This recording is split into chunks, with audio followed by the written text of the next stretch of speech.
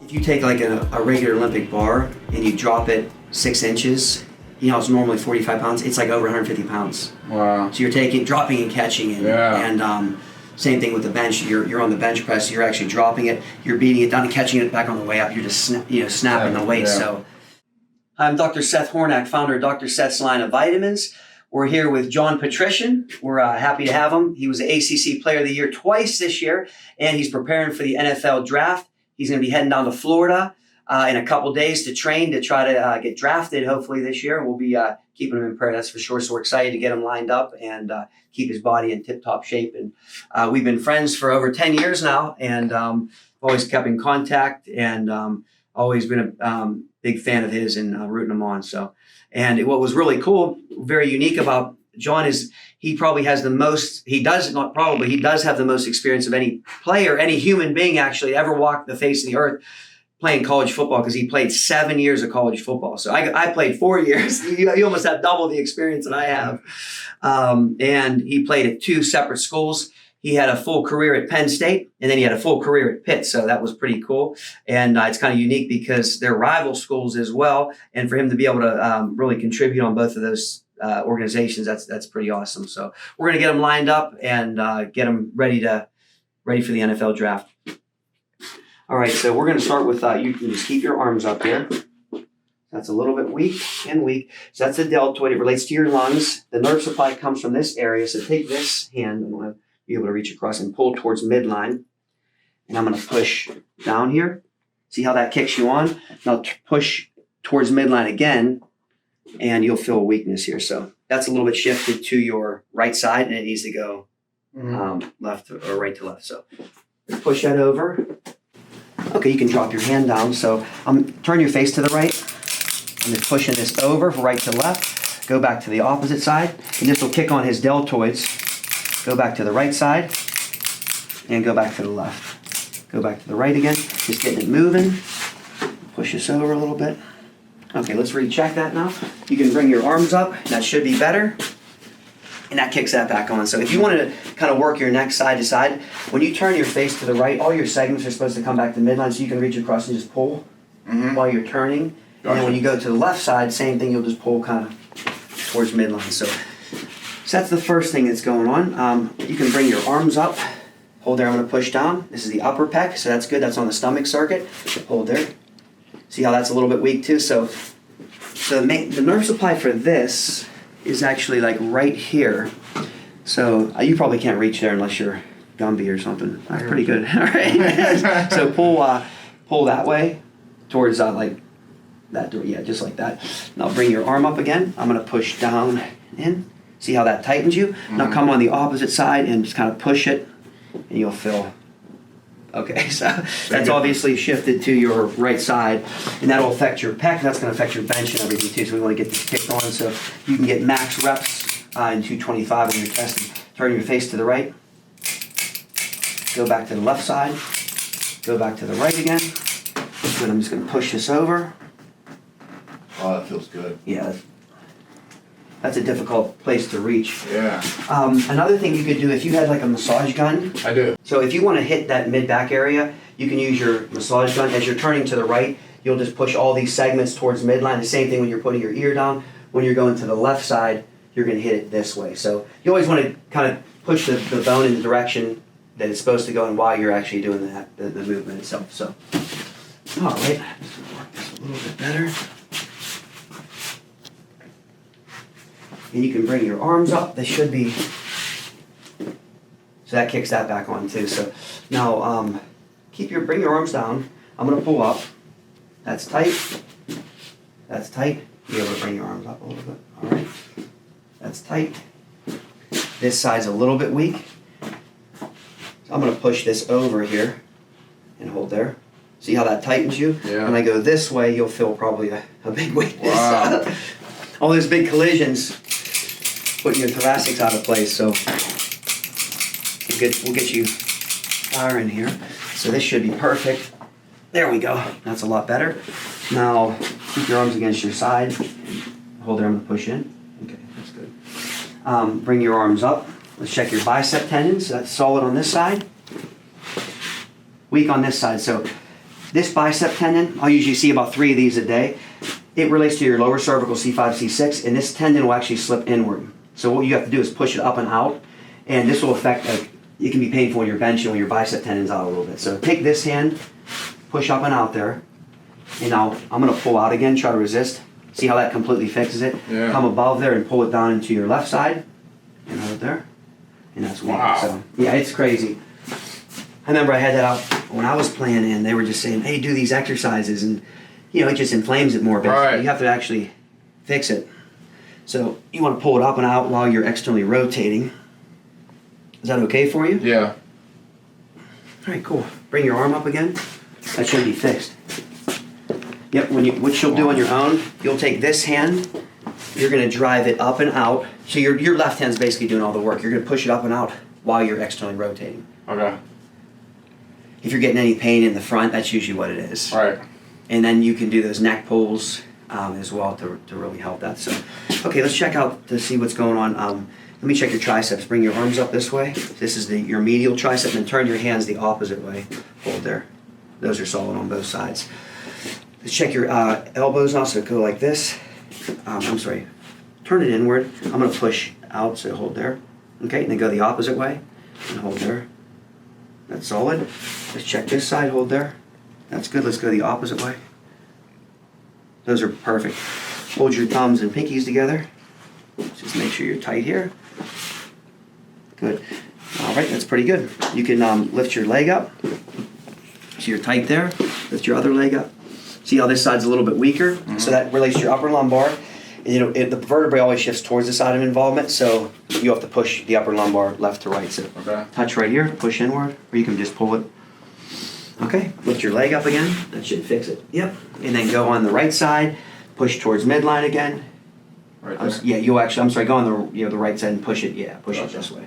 Lift your leg, you'll feel like a huge weakness here. So, Wow. so your lumbar's shifted the opposite way. So, What do you think caused that? probably all the collisions in the Peach Bowl. Yeah. That's for sure.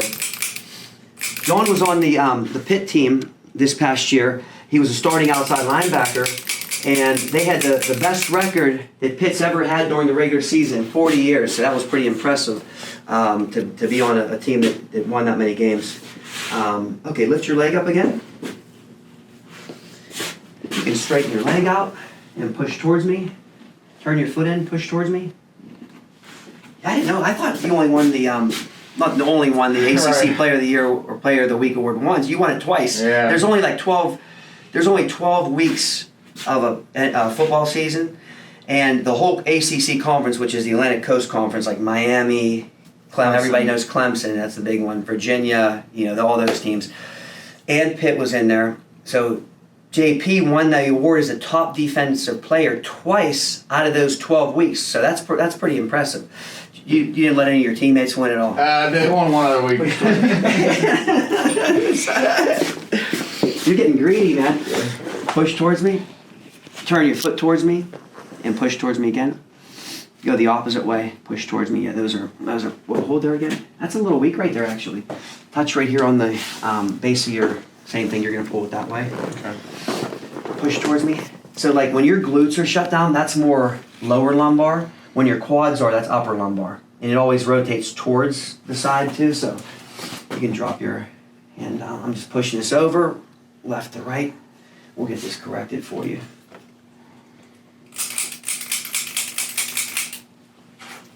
Okay, you can straighten your leg out again and push towards me. That's a lot solid, more solid. Turn your foot out, push there. Those are perfect too. Okay, so let's check some other muscles around your leg now. One thing, you have some things shut down just from the season. That happens to all football players, but they're kicking right back on. So that's a good sign. So they're not staying off. You're be 100% when we're done. So that's good. And that's a little weak too. This lateral quad. Now the femur almost always twists outward. So take both your hands, grab your femur, and just twist it inward, just like that, and hold that position. Hold there again. Now turn your hands the opposite way, and you'll probably feel See how much weaker it is? So the Yeah. femur needs to be twisted internally. So you mind if I do that for No, you? go ahead. So we're just getting this quad kicked on. You want to have good balance between the lateral and medial quad. If they're both pulling down equally, it's like two springs pulling against each other. It's going to track properly, then your kneecap's going to track properly. If you have one firing, the other one not firing, it can cause knee pain, basically. Right. So. Probably has some of the reason why my knee's swollen. Yeah, absolutely. All right, so that's good. This is the medial quad, that's good. Good, let's check your hamstrings now. Pull your heel towards you.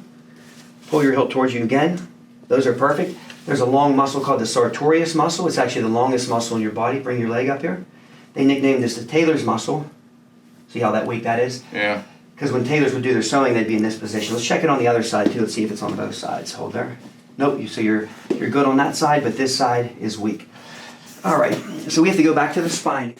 You can just push right there. Push towards midline, and then bring your leg up again and hold there. See how that fixes it too. So, Yeah. so that vertebrae shifted too. His left side's kicking off the muscle in the leg area. Bend your body forward and backward a couple times. And then lean to the right and left. And twist to the right and left. All right. Perfect. You can bring your leg up again in that same position. It should be, that's fixed now. Good. Yeah. Turn your foot in. I'm going to push up and out. We'll check your IT band that's coming down the edge of your leg. That's perfect too. So you're perfect there. I have to check one more muscle right behind the knee. It's called your popliteus. It runs at this angle. It's the first muscle that contracts to unlock your knee joint. So turn your foot in and hold there. Good. That's perfect. Let's check Popliteus, huh? the popliteus. A lot of football players will get Baker's cyst behind their knees, and it's like a little ball that forms. It's a pretty common injury. Pull your heel towards you. Pull your heel towards you. Good. Straighten your leg out. I'm going to push down and in. I'm going to push up and out. Hold there. Those are firing all everything. Okay. Not as much shut down on this side, so that's good. All right, turn your foot inward. Point your foot down and out, and hold there. Okay, that's perfect. Bring your foot in on this side, and hold there. Point your foot out. Point it downward. Push out again.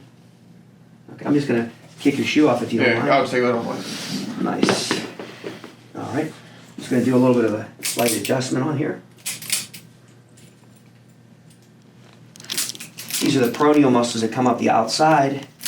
When these are weak, when they're strong, they'll keep your foot in this position. When they're weak, you'll strike on the outside and you're more susceptible to kind of roll your ankles. So we want to make sure we kick this on as well.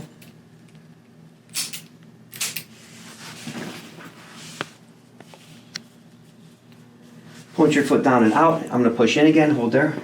And that kicks it perfectly back on. So, cool. Every time I tie my shoes, I try not to tie them right over here where you always told me about. Oh, yeah. John, I probably told you this like 10 years ago. Yeah. One of my mentors actually taught me, he did a lot of muscle testing, and he found some weak points in the body that it's just crazy how this works. So a lot of times, like I know growing up, the football coaches would always say, tie your shoes as tight as you can and get the smallest shoes possible so it's just squeezing your foot. But what happens is there actually are a lot of acupuncture points run through your foot and ankle area. So if you have pressure on different regions, it actually shuts down different muscle groups and will affect speed, and basically athletic performance. So I learned these after I was done with college football, actually. But I was training with a pretty elite place, and they told me about it, and I'm happy to share it with some other people too. So basically, there's a point right here, right in the middle of your foot. That if you have pressure here, a lot of people, they'll have their laces really tight, and straighten your leg out, push towards me. So that's tight. When I put pressure right here, push towards me again. I mean, it really, Yeah, big difference. I mean, it weakens them like big time. So basically, when you look at the shoes, when you're, there's usually like a little loop that's right in the middle of your tongue of your shoe, and you really don't want to go through this kind of tongue area. So like right here, ideally after the second one, he would go directly up vertically and then across and kind of leave this open because you don't want to put a lot of pressure directly kind of on that spot. So because it will shut different muscle groups down. So that's kind of one thing. So I'm gonna get this fixed real quick. So straight push towards me again. And then another spot is right on the top of the toes. If your shoes are too tight on your feet, they'll basically, your toes will slam off the toe box and it'll cause like a weakness. Push towards me. You'll feel how much weaker it is just from doing that. So you kind of want to wear a shoe that kind of fits you properly, or maybe even almost like a half size too big. So we want to use a little bit of a bigger shoe and then really not put pressure right on this part of the foot because it will cause your muscles to shut down. And you know what, the athletes have noticed that their performance increases when you do that, when you don't put pressure here and then you have the proper fitting shoe as well. So it's a little thing, but it can make a difference, especially when you're running a 40 or something. You need to have a tenth or even a half a tenth makes a big difference. So